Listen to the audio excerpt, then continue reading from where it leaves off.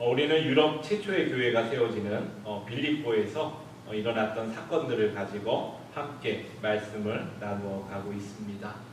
몇 주 동안 함께 말씀을 나누었듯이 바울을 따라다니면서 괴롭게 하던 귀신 들린 여종이 있었습니다.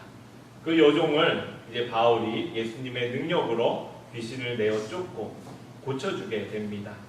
그런데 이렇게 하나님의 일을 행했던 그 바울의 일은 오히려 바울과 그 바울 일행이 환난을 당하는 원인이 되게 됩니다. 귀신 들린 그 여종을 통해서 점을 보며 수익을 올렸던 그 여종의 주인들이 이제 더 이상 그 귀신 들리지 않은 여종을 통해서 돈을 벌 수 없게 되자 바울을 홧김에 관아에 끌어가 모함을 하게 됩니다. 죄명은 이 사람들이 이상한 풍습을 전한다는 거였습니다. 그리고 바울과 그 일행은 매를 맞고 감옥에 갇히게 됩니다. 참으로 억울한 옥살이를 하게 되지요. 그런 이제 감옥에 갇혀진 그런 상황 가운데서 오늘의 사건이 일어나게 됩니다. 아마 이 말씀을 읽으면서 많은 그리스도인들이 힘을 얻고 또한 굉장히 신나하며 또 유년주일 학교 때는 이것을 노래로 함께 찬양하고 했던 그런 기쁘고 또 즐겁고 신나는 그런 사건입니다. 어떤 사건인가 하면 바로 바울이 찬송하고 기도할 때에 큰 지진이 나서 옥토가 움직입니다. 감옥이 움직이는 거지요. 그러자 감옥의 문이 다 활짝 열립니다. 그리고요 사람들을 묶었던 그 족쇄가요 다 풀어집니다. 여러분의 인생을 괴롭게 하는 마음의 족쇄나 또 육체의 족쇄나 또 그 환경의 족쇄 또 근심과 염려의 족쇄가 모든 것이 벗어지기를 축복합니다. 그런 벗어짐에 놀라운 역사가 일어납니다. 그런데요 이제 바울을 가지고 있었던 감옥문이 열리고 바울을 묶고 또 바울의 이름을 묶고 있던 족쇄가 다 풀어지자 바울에게는요 자유함이 주어졌습니다. 그리고 그 일행에게는요 자유함이 주어졌습니다. 그런데 성경을 자세히 읽어보시면 아시겠지만 그 자유함이 주어진 바울과 바울의 일행이 그 다음 우리의 생각과는 또 전혀 다르게 이야기가 전개가 되어지고 있다는 것입니다. 우리 함께 이 말씀 함께 읽어보도록 하겠습니다. 함께 읽습니다. 준비 시작.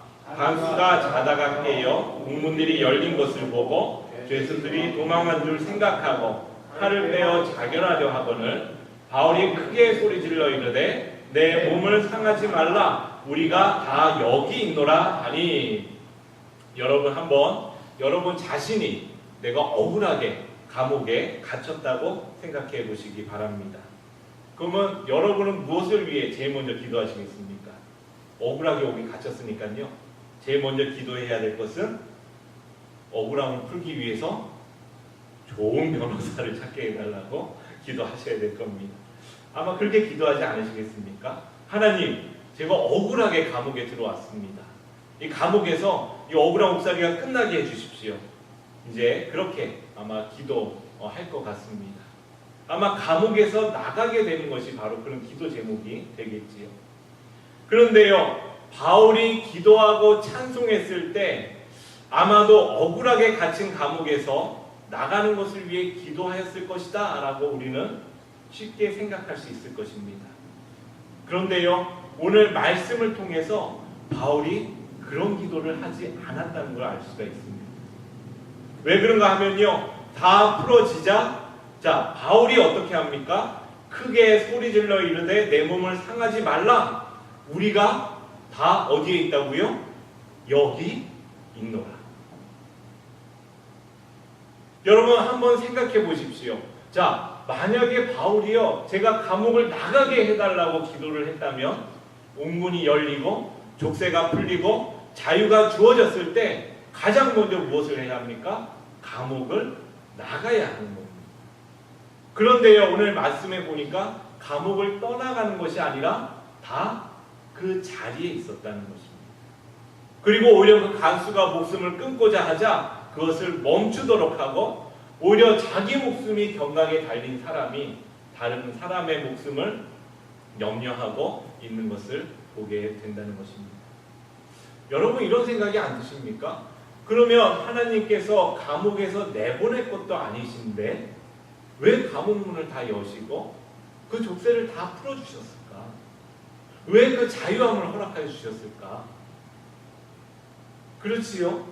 저는 이 말씀을 다시 읽으면서 정말 이상하다. 예전에 그렇게 생각했습니다. 그냥 다 풀어졌으니까 바울과 실라가 당연히 나갔겠지? 이렇게 생각을 했는데 그렇지가 않더라는 것입니다. 저는 이 말씀을 다시 읽으면서 깨닫게 됩니다. 그렇구나. 옥문이 열리고 족쇄가 열리는 것이 여전히 감옥 안에 있지만 바울이 누구인지 하나님이 바울과 함께 하시고 있음을 보여주는 사건으로 다시 한번 깨닫게 된다는 것입니다. 이 말씀을 한번 다시 읽겠습니다. 우리 함께 읽습니다. 준비 시작. 이것을 너희에게 이르는 것은 너희로 내 안에서 평안을 누리게 하려 함이라. 세상에서는 너희가 환난을 담대하라. 내가 세상을 이겨노라. 예수님께서 십자가에 달리실 것을 내 제자들에게 말씀하시면서 주신 위로의 말씀입니다. 근데 이 말씀에 보면요, 제자들에게 무엇이라고 말합니까? 너희가 세상에서는 환난을 당할 것이라는 거죠. 우리가 이번 주 금요일 날 데살로니가 전후서를 함께 읽었습니다. 근데 바울이요, 그 데살로니가 교회를 복음을 증거하면서 이야기를 합니다. 너희는 환난을 당하게 될 것이다. 이 세상 가운데서 환난을 당하게 될 것이다 라고 이야기를 해주고 있다는 것입니다. 그런데 가르치는 말씀은 무엇입니까? 환난을 당하나 두려워하지 말라는 것입니다. 환난이 있을지라도 너희는 두려워하지 말라는 것입니다. 세상이 너희를 올가매려 하려고 하여도 두려워하지 말라는 것입니다. 세상이 너희를 좌절시키려 하려고 할지라도 너희는 두려워하지 말라는 것입니다. 예수 그리스도께서 세상을 이기셨고 예수 그리스도를 믿는 이들은 세상의 힘 앞에서 자유한 사람들이라는 것입니다. 오늘 이 옥중 사건은요, 너희가 비록 감옥에 있지만 너희는 자유한 사람들이라는 것입니다. 너희가 비록 감옥이라는 그 안에 잡혀 있는 것 같지만 하나님이 함께 하시고 너희는 자유한 사람들이라는 것입니다. 하나님이 바울에게, 그 일행에게 그 메시지를 전해주고 계심을 다시 한번 듣게 된다는 것입니다. 여러분, 세상을 두려워하지 마시기를 바랍니다. 여러분, 담대하시기를 바랍니다. 환난 가운데, 세상 가운데 여러분을 위로하시면 하나님을 바라보시는 여러분 되시길 다시 한번 축복합니다. 우리는 항상 이 하나님의 위로와 격려가요, 이렇게 지진이 일어나고 좀 이렇게 뭔가 놀라운 일로 나에게 일어나기를 간절히 소원할 때가 너무나 많이 있습니다. 그런데요, 열왕기상에 또 다른 이야기를 우리 함께 읽어보기를 원합니다. 열왕기상 19장 11절 12절 말씀인데 우리 함께 읽겠습니다. 준비 시작. 여호와께서 이르시되 너는 나가서 여호와 앞에서 산에 서라 하시더니 여호와께서 지나가시는데 여호와 앞에 크고 강한 바람이 산을 가르고 바위를 부수나 바람 가운데 여호와께서 계시지 아니하며 후에 지진이 있으나 지진 가운데도 여호와께서 계시지 아니하며, 자, 또 계속 있습니다. 또 지진 후에 불이 있으나 불 가운데서도 여호와께서 계시지 아니하더니 불 후에 세미한 소리가 있는지라. 이 말씀은요, 이제 엘리야가 그 바알 선지자 850명과 함께 갈멜산에서 대결을 벌입니다. 자, 하나님이 참신이냐 아니면 바알이 참신이냐, 이 둘을 놓고 자, 번제단을 쌓고 그곳에서 자, 불을 내리는 이가 바로 참신이다라는 그 명제를 가지고 갈멜산에서 함께 대결을 벌이게 됩니다. 정말로 놀라운 일이 벌어집니다. 그곳에서 하나님이 불을 내리시고 엘리야가 바로 참 하나님을 믿고 있음을, 오직 하나님만이 참 하나님이심을 증거하는 놀라운 일이 벌어집니다. 그런데요, 그 일이 있은 후에 엘리야는 이제 그 이세벨과 아합에 쫓기어서 이제 도망가게 됩니다. 그런데요, 참으로 이제 그 가운데서 이제 하나님이 엘리야를 부르시는 엘리야에게 음성을 들려주시는데 그것이 모습이 참으로 재밌습니다. 무엇인가 하면 처음에 무엇이 몰아칩니까? 광풍이 몰아칩니다. 세찬 바람이 몰아칩니다. 아, 이제 이곳에 하나님께서 계시겠지? 그러는데 그 순간 아무 소리도 들리지 않습니다. 오늘 옥문이 열렸듯이 그곳에 지진이 막 일어납니다. 아, 이제 하나님이 강림하시나 보다. 하나님의 임재가 이제 있으려나 보다. 그런데 엘리야에게는 또한 아무 음성도 들리지 않습니다. 또 불이 막 일어납니다. 그러자 이제 엘리야는 또 생각합니다. 아, 이제는 하나님이 말씀하시겠지. 이런 놀라운 일로 나에게 말씀하시겠지. 그런데 또 그곳에서도 아무 일이 일어나지 않습니다. 그 일이 다 지난 후에 어떻습니까? 아주 세미한 소리, 아주 작은 목소리로 하나님이 엘리야에게 말씀하시는 그 소리를 들을 수가 있다는 것입니다. 하나님의 위로는요, 때로는 바울에게 임하듯이 옥문이 열리고 지진이 일어나고 놀라운 일이 일어나듯이 그런 일로 위로가 다가오기도 합니다. 그런데요, 또 어떠한 때는 엘리야에게 임하셨던 하나님처럼 아주 작은 목소리로 우리가 정말 하나님 앞에 무릎 꿇고 귀 기울일 때 들을 수 있는 세미한 음성으로 또한 우리에게 다가오신다는 것입니다. 그러나 하나님은요, 기도하는 자녀에게, 무릎 꿇는 자녀에게 하나님의 임재를, 또 하나님이 함께 하심을 보여주시는 하나님임을 다시 한번 믿으시기를 부탁드립니다. 기도하는 가운데요, 성령의 감동으로, 또 함께 말씀이 있는 가운데요, 말씀으로, 또 선포되어지는 말씀을 통해서요, 또 때로는 나와 함께 신앙생활하는 형제 자매를 통해서요, 하나님이여 그 음성을 들려주신다는 것입니다. 얼마나 기쁜지 모르겠습니다. 비록 바울은 여전히 감옥에 있었지만, 엘리야는요 여전히 그 목숨의 위협 속에 있었지만, 그 가운데 하나님의 위로와 격려가 임하였다는 것입니다. 우리가 바라보기에는요 그냥 감옥 안에 갇혀 있는 겁니다. 우리가 바라보기에는요 여전히 죽음의 위협이 눈앞에 있는 것입니다. 그러나요, 하나님이 함께 하심을 깨닫게 되어질 때 이 환난도 아무것도 아니고, 이 두려움도 아무것도 아니고, 염려와 근심이 아무것도 아님을 깨닫게 되어진다는 것입니다. 세상의 어떠한 환난도 예수 그리스도를 믿는 자들을 잡아둘 수 없음을 보여줍니다. 세상은요 스스로 가져왔다고 생각합니다. 내가 이제 이겼다고 생각합니다. 이제 예수 믿는 저들을 내가 쓰러뜨릴 수 있다고 생각합니다. 그러나 그것이 착각임을 오늘 말씀을 통해 우리에게 보여주고 계시다는 것입니다. 감옥 안에 가져왔다고 생각했지만 하나님은 그가 이미 자유인임을 우리에게 선포해 주고 계시다는 것입니다. 여러분, 세상을 이기신 예수 그리스도를 믿음으로 하나님 안에서 자유인으로 살아갈 수 있는 여러분 되시기를 간절히 축복합니다.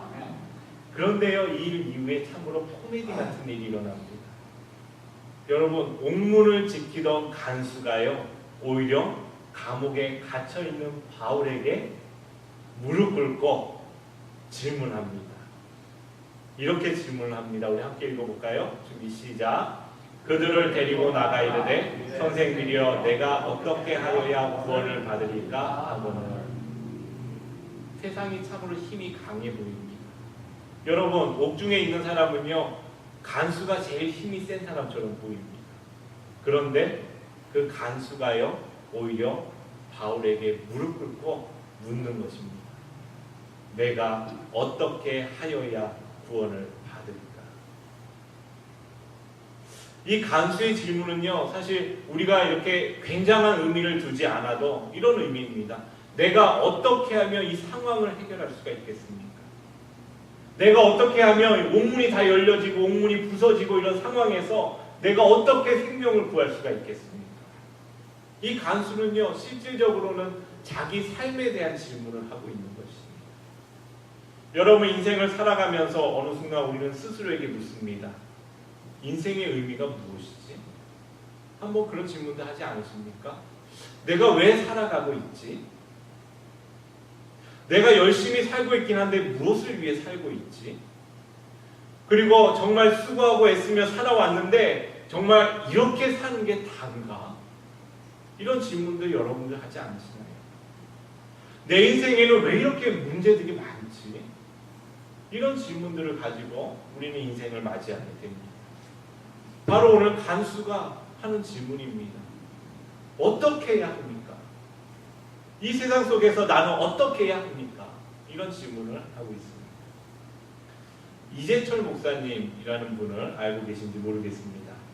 지금 한국에서 100주년 기념교회라는 교회를 섬기고 있는 그 목사님이신데요.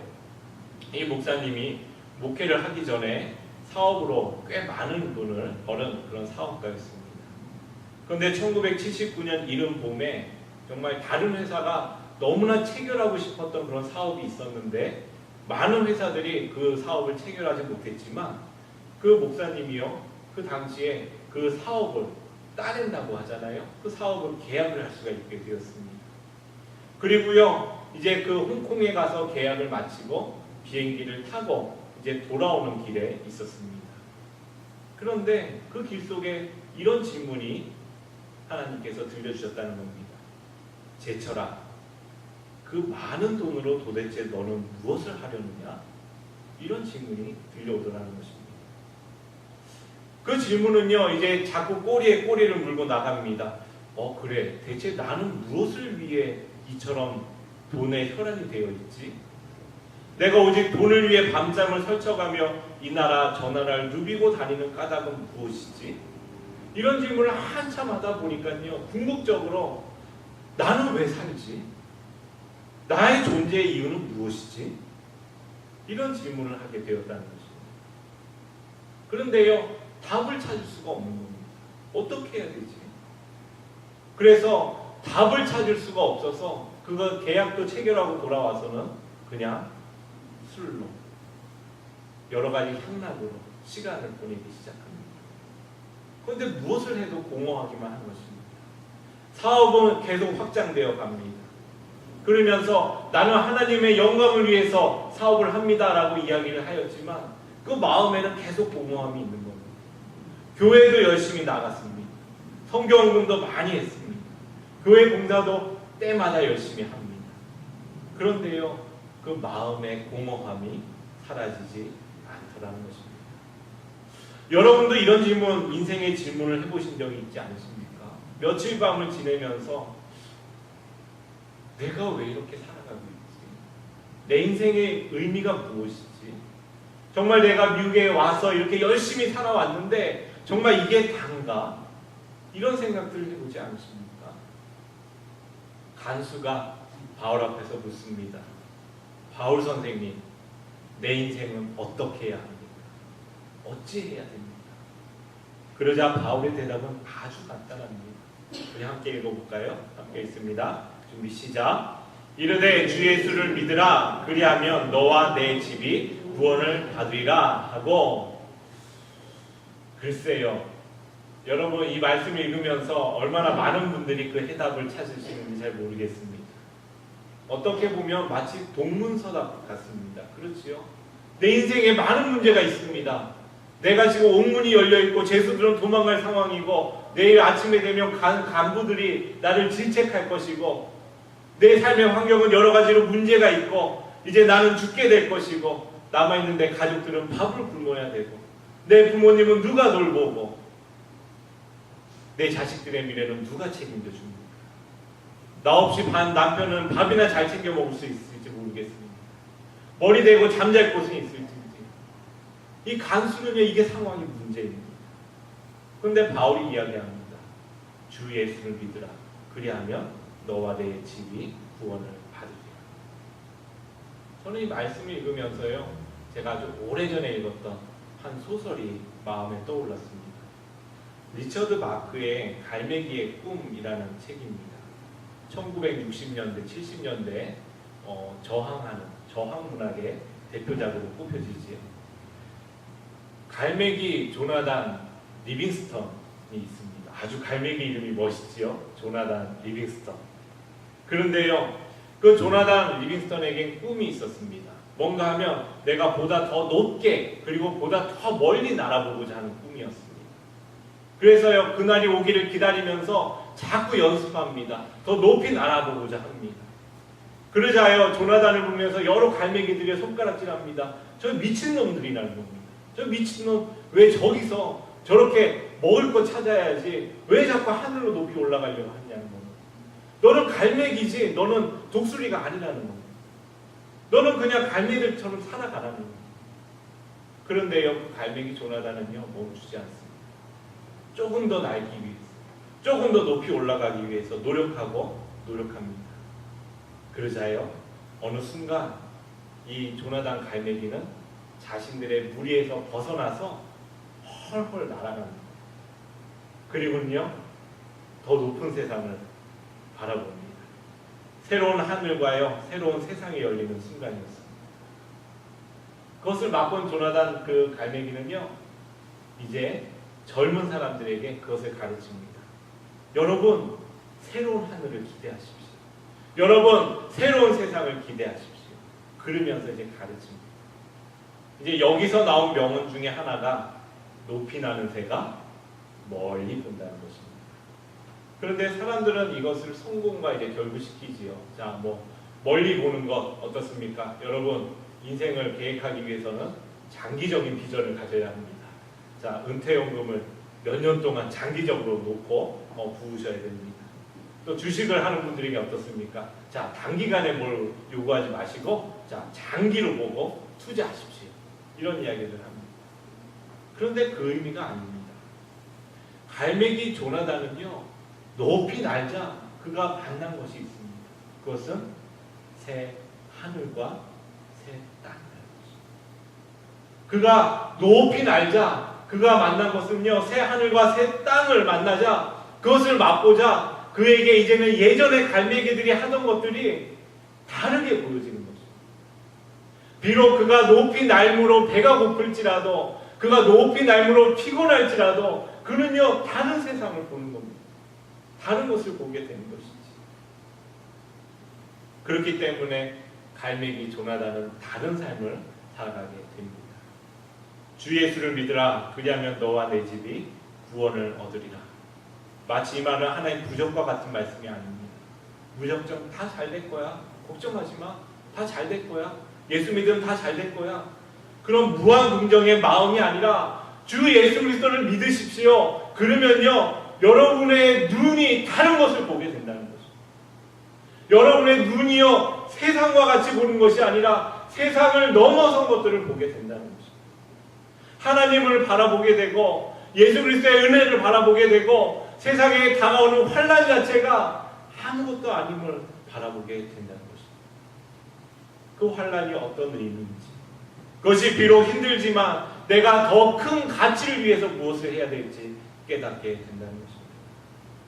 저는 이재철 목사님 이야기를 조금 더 하겠습니다. 그렇게 방황의 시간을 보내다가 하나님을 인격적으로 만나게 되었습니다. 자신의 존재 이유에 대해서 내가 왜 살아가지? 내 이제 어떻게 해야 되지? 이런 가운데 해답을 찾게 되었습니다. 그리고는 그것을 이렇게 고백을 합니다. 한번 그 목사님의 그 이야기로 제가 읽어드리도록 하겠습니다. 저의 존재 이유는 저를 창조하신 하나님이셨습니다.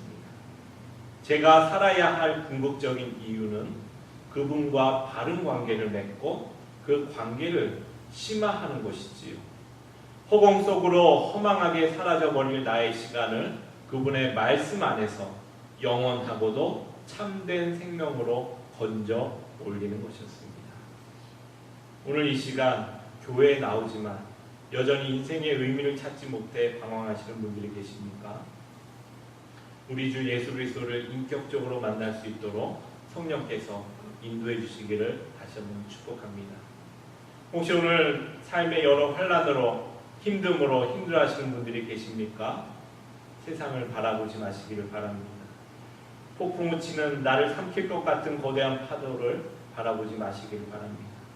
하나님이 우리에게 보여주신 그 새로운 세상, 그 세상을 새 하늘, 새 땅을 바라보시며 주님을 바라보시기를 주님의 이름으로 부탁드립니다. 그리고 주님의 눈으로 다시 세상을 바라보시고 그때 우리가 이 세상 가운데 무엇을 해야 할지. 비록 세상은 우리를 좌절시키고자 하지만, 세상은 우리를 낭망하게 하지만, 우리가 그리스도인으로서, 하나님 안의 자유인으로서 어떻게 살아가야 할지를 우리에게 가르쳐주게 될 것입니다. 어떠한 환경 속에서도 자유롭게 하나님과 깊은 관계 속에서 믿음의 역사와 또 사랑의 수고와 소망의 인내를 이루어 가시는 여러분 되시기를 간절히 축복하면서 이 말씀을 나누었습니다.